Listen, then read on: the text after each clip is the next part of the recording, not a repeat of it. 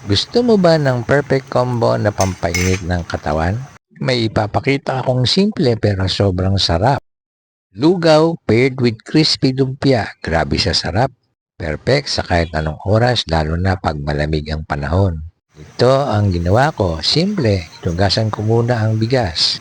Pagkatapos ay pinakuluan ko upang pumutok ang bigas. Inilagay ko ang ginadgad na luya kasi ayaw ko sa luya yung parang palito ang hiwa.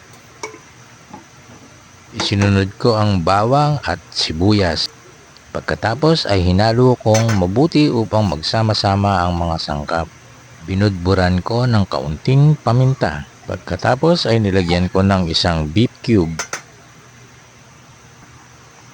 Nang malapit ng pumutok ang bigas ay nilagyan ko ng food coloring. Maigsing trivia.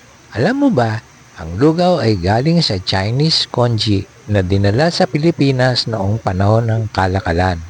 Kaya parang comfort food. Ito na may Asian roots.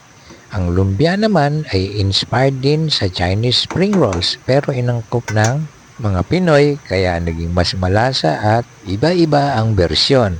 Prito, sariwa, etc.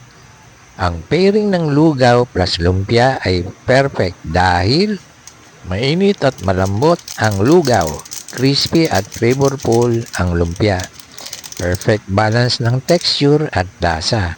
Extra trivia, sa Pilipinas, ang lugaw ay tinatawag ding goto.